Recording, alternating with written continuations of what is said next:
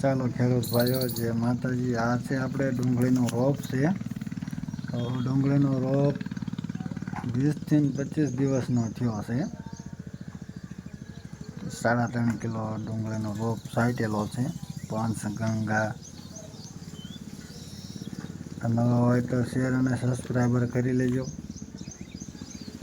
આગળ ડુંગળીનો રોપ કેવી રીતે સોંપશું એ અમે આગલા વિડીયોમાં દેખાડશું.